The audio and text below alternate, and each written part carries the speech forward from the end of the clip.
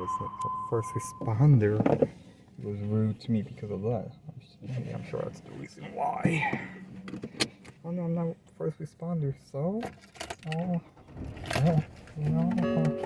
In one of its regions, attacks that follow weeks of intense fighting close to Avdiivka in Donetsk region, where Russia is thought to have lost thousands of troops. Israeli Prime Minister Benjamin Netanyahu today telling his nation the military has opened a second stage in the war against Hamas. More on these stories at townhall.com.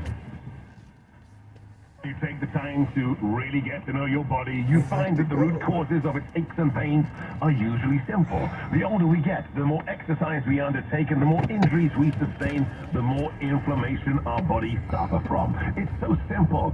And my answer to that pain is Relief Factor, which I discovered years ago and take every single day to great effect. It helps the body to fight off inflammation, and I've never found anything that works better in my life. I can't recommend it enough. 70% of the more than 500,000 people who have tried Relief Factor end up ordering more. That's because it works for them the way it works for me. Isn't it time for you to get out of pain? Your first step to becoming pain-free should be to order the 3-week quick start for the discounted price of only $19.95. Go to relieffactor.com or call 800-4RELIEF to find out more about this offer. Feel the difference. relieffactor.com. More progress in strike talks. Jeep maker Stellantis has reached a tentative contract agreement with the UAW, meaning that General Motors, the only one still out, but those talks continue through the weekend. The latest from correspondent Julie Walker. That deal follows another one set earlier this week by Ford and the UAW. The agreement with Stellantis still must be ratified by members and leaves only GM without a contract with the union. The deal could end a 6-week strike by more than 14,000 workers at Stellantis assembly plants in Michigan and Ohio and parts warehouses across the nation. Like workers at Ford, the strikers at Stellantis are expected to take down their picket lines and start returning to work in the coming days. Breaking news and analysis at townhall.com. In a Virginia courtroom, lawyers sparring over whether a teacher who was shot and wounded by a 6-year-old student should get only workers' compensation. Keith Peters reports. Abby Zwerner is suing Newport News Public Schools for $40 million. The school board is arguing that Zwerner's injuries fall under workers' compensation. The former first-grade teacher was hospitalized and endured multiple surgeries after a bullet struck her hand and chest. Zwerner attended Friday's court hearing. Her left hand was still wrapped in a thick cloth bandage. Matthew Hoffman is a circuit court judge in Newport News. He said he'll rule on the matter in the next week. Keith Peters reporting. Congress from both sides of the aisle getting low marks in the latest Gallup survey. That poll finds Congress on approval of just 13%. That is the lowest since 2017. More on these stories at townhall.com. This decade is looking like the worst one to retire or be retired in. For more than 30 years, Bob Carlson's Retirement Watch has been helping Americans invest, protect, and grow their assets.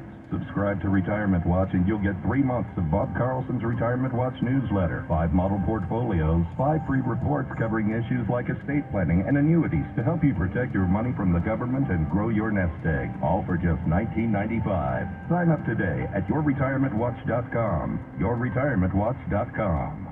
Download our apps, stream us 24/7, or watch us at snc.tv. KTRB San Francisco. 860amtheanswer.com. Streaming now at 860amtheanswer.com. And the Odyssey app. Portions of our programming may be pre-recorded. Sponsored by the Catholic Business Journal.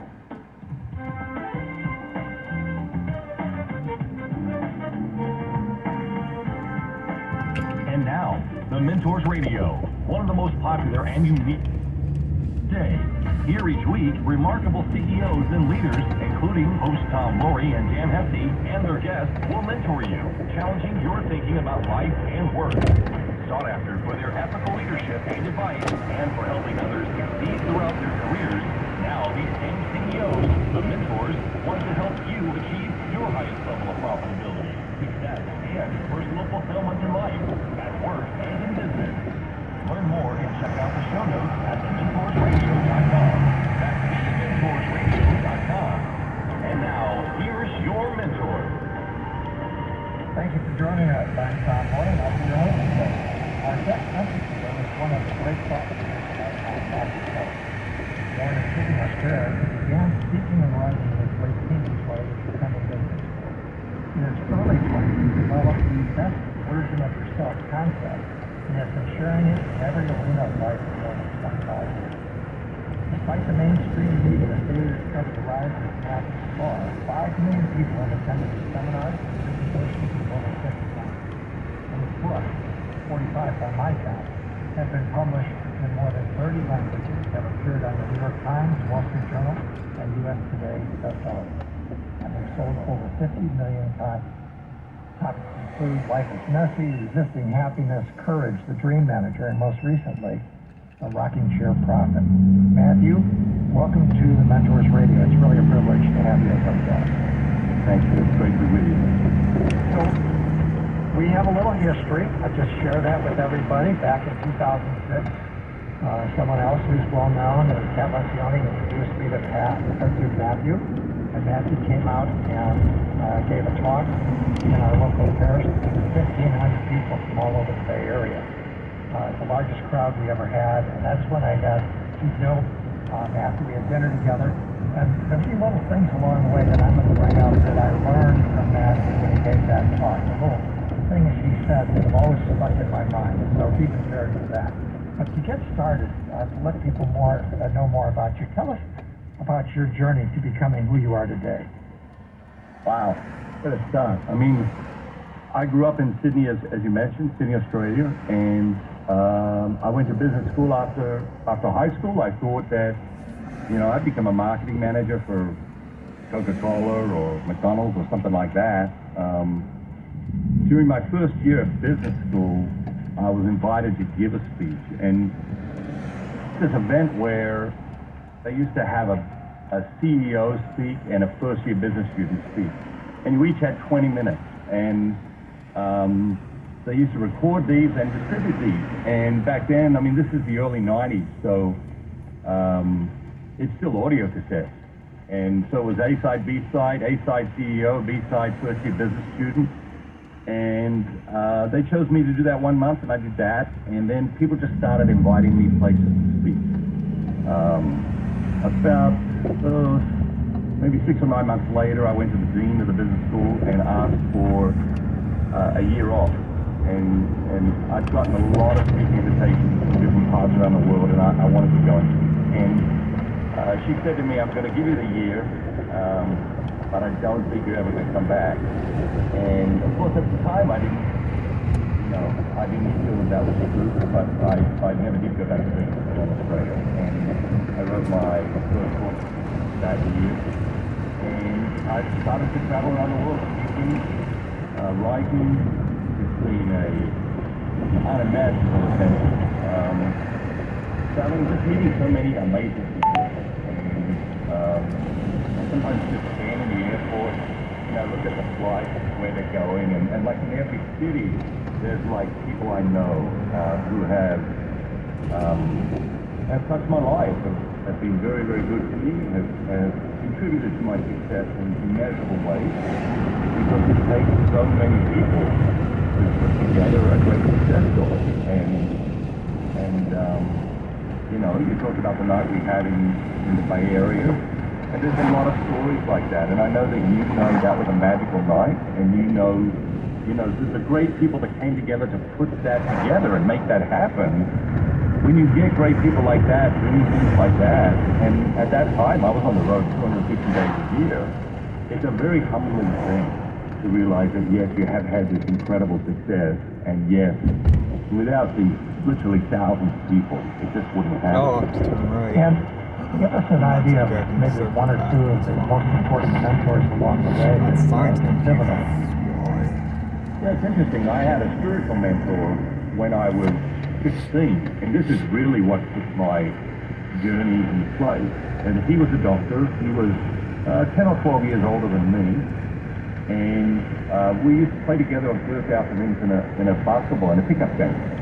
And he really challenged me. He really got in my face about spirituality. And he basically said, all your friends are going to reject the religion they grew up in, their spirituality. Over the next 10 years, they're all going to reject that. And I'm okay if you reject it as long as you know what. And just every week he would just sort of be in my face a little bit and really challenging me. I think he saw that a lot of things had come easy to me up until that point. And I think he could see that there were different paths I could walk, and you know that some of them weren't great, and that there probably wasn't a lot of people around me who were going to challenge me in that way. So that would be one. I had a number of extraordinary soccer coaches, and a fantastic golf coach, all of whom taught me a lot more about life than they did about golf or soccer. And they told me a bunch about the sport. But there has been these consistent mentor figures in my life. My father was a calm, wise sort of figure. I think I didn't think about it at the time, but I think the character Ezra in the book, The Rocky Jet Prophet, is probably very much like my father. And he was a great mentor to me. I have 7 brothers, and my eldest brother is 10 years older than me. And so my 2 eldest brothers also played mentor roles in my life, especially around financial planning and business. Mainstream media has, to some extent, ignored you. Not completely, but you're not on the radar. I mean, you've done tremendous things. You got great achievements. What do you think it is about the mainstream media? Is it an anti-spirituality bias or something? Or? Well, I think there definitely is an anti-spirituality bias. I think there's an anti-religion bias that is even stronger than that. And also, I mean, publishing is controlled by the big guys. And while I did publish with some of the biggest publishing companies in the world, I then realized, okay, this isn't, even though I'm getting New York Times bestsellers, this isn't going as well as I would like. And that's when I started my own publishing company. And, you know, we publish over 400 titles now. We publish over 200 authors. But primary among that is my books, and my books have been able to help me read a lot of other authors. Well, when we come back, we're going to talk a little bit about your entrepreneurial skills. We'll be right back after a short break. We're with Matthew Shelley, one of the great publishers of our time. You're author of 44, 45? How many books now? I think it is 45. 45 books. This is Tom Boyd, and you're listening to the Metro Street. Been a life, never been. I'm Chris.com. 35 old life coach, helping business owners increase productivity, profits, and improve personal life. I'm the founder of Balance 6. Health, relationships, time management, self-improvement, and higher power. I coach business owners to work smarter, not longer, to have time for better personal life. I hold you accountable for making time available to Balance 6, to nurture yourself and your relationship, and making more money. Get off the hamster wheel, and I will show you you could feel. In case you're wondering about my accent, I came from Dixon, but I assure you, my coaching will be excellent. Visit our website at balance6.com. That's balance6.com. Are you a small to mid-sized business looking for a tax, accounting, or CFO-level advisor to handle or guide your company's financial decisions? Consider KMLPC.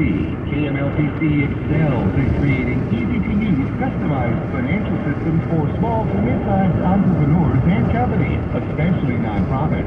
KMLPC supports and protects their clients' vital interests, offering a wide range of accounting and bookkeeping services in addition to CFO guidance. They prioritize digital integration, and their exceptional staff will make your life and even taxes so much easier. Their client list is a who's who of nonprofits and entrepreneurs entrepreneurs, clients who've stayed with them for years and won't go anywhere else. So if you need financial or tax help for your business or nonprofit, contact KMLPC today at kml-pc.com. That's kml-pc.com. kml-pc.com. And mention the mentors. Here at Mentors Radio, we've been working hard to help you succeed in every way. That's why we're proud to let you know about our newest find, BetterCreditDeal.com.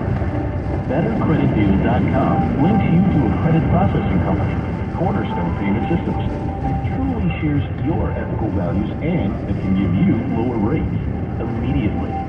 They don't just say it, they prove it to you. Their commitment to ethical behavior is rock solid. For example, unlike most other credit processing companies, something you may not have known before, Cornerstone refuses to process any phone-related business. They're not newbies either. The company we recommend has more than 50 years experience and provides 24/7 in-house support. See what they can do for you today. Go to BetterCreditDeal.com. That's BetterCreditDeal.com. BetterCreditDeal.com.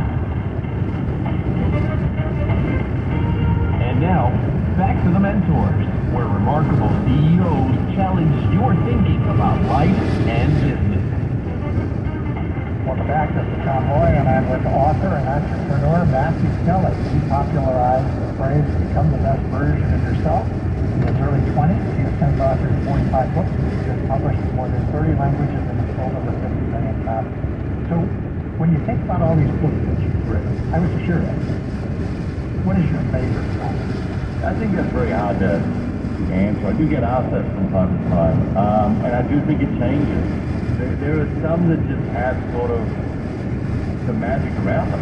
You know, when I wrote Life is Messy, I had been working on it for 3 years, and it really was a very, very difficult time in my life, which happened about 3 years before I started working on it. But it published right during COVID, and it was the right book at the right time. It did incredibly well. But you can't plan that out. You don't, when you sit down to write a book, you can't envision in the future, okay, we're going to have a global pandemic. People are going to realize more than ever before that life is messy, and this book is really going to resonate with them.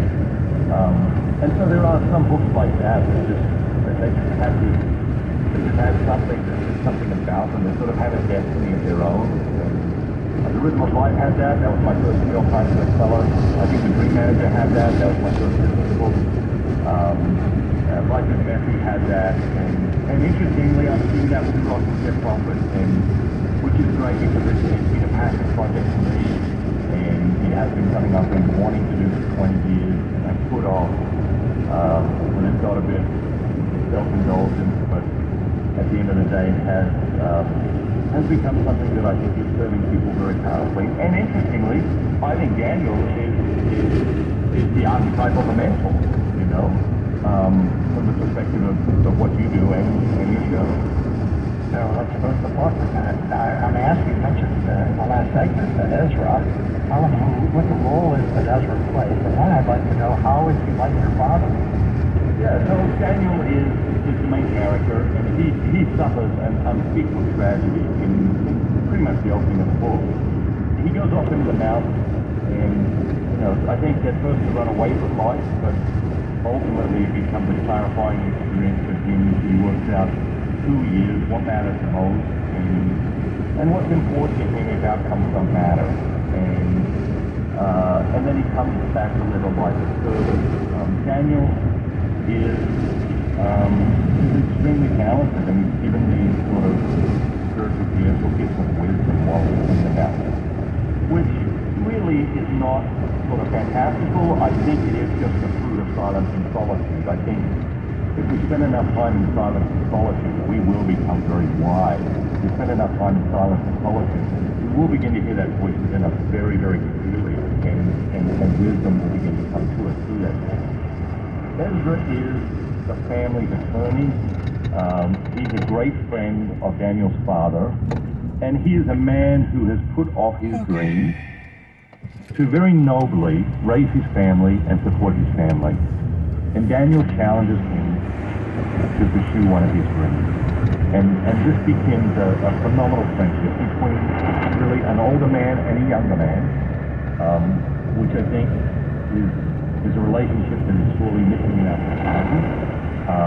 It is a relationship where wisdom gets transferred from one generation to another, and a relationship where young people keep older people young. And so that's sort of the friendship that develops. How he like my dad? Well, he's a very calm person. He's a very thoughtful person. He loves people. You know, my dad loves people. He's an extrovert. I didn't get that from my dad. I'm an introvert. But Ezra loves people. He loves his community. He loves serving people. And he's just a very calm presence, sort of an ambassador, a peacemaker, a mediator, a connector. And that's, you know, that's who my father was. My father had no education beyond the age of 12. He grew up in extreme poverty in London in the 1940s. But he had this uncommon wisdom that was just based on common sense and observation. And I do think I got that from my father. I do think that is the core of my success as an author. There's just a lot of common sense there, and there's a lot of observation in self and observation of human nature and other people. And I think that resonates with people because they're like, okay, yeah, I experienced that, I feel that, I think that, and I think a lot of that comes from my father. What is it? Like this radio show? Let's go back and suffering seems to be a big theme. Let's talk about reflection and solace. Let's tie all of that together. If we run out of time, we've got a few minutes here we can talk about that. But tie all that together for people is important. Suffering is a big part of life. I think a lot of people try to avoid it, but it's going to come your way whether you want it or not. And the question is how do you embrace it, right? Yeah, there's no question. So I love first lines of book, and I love last lines of book. I rewrote the first line of this book, no less than 200 times. This is what we ended up with. You never really know who you are until you have suffered. Really suffered. But once you know, you can never forget. And from that moment on, things you never considered possible become possible. And so, you know, that's obviously a huge statement. And I think people who haven't suffered maybe struggle to get their head around that. People who have suffered, I don't think struggle to get their head around that at all. You know, life is different after you have been in the crucible of suffering.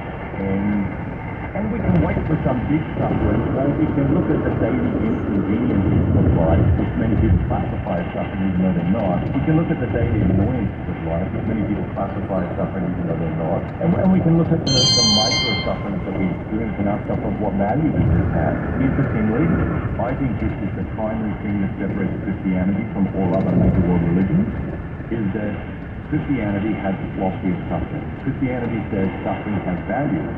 And the problem we have in the world is that people think suffering has no value, and so that's why they're constantly trying to avoid it. That's why we're constantly taking the pill. That's why we're constantly avoidance and escapism and whatever else. Until we can make sense of suffering, we cannot live a fully expressed life. And solitude. Solitude allows us to listen to that voice within us that we all have, that we hear very clearly when we're children, that we tend to begin to doubt and question and ignore as we grow older. And we begin to trust the experts, right? But nobody is more of an expert in you than, you know, that gentle voice within you. And in many traditions it would be called the voice of conscience or the inner voice, or it doesn't matter what we call it. We know we have it. We know when we listen to it, good things happen. We know all of our regrets in life come from ignoring that voice within us. And let's say that again. All of our regrets come from ignoring that voice within us. If people look back and say, okay, where is the time when you follow that voice and you have a profound regret for doing so?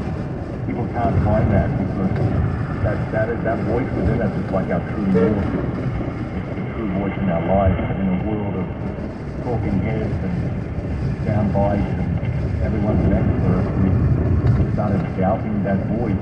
which can only really be connected with a silent policy. Well, I think what we're going to do is we're going to carry over to the next site. And I think I run over, so we don't want to do that. So we're going to be right back after a short break. We're with Matt and Kelly.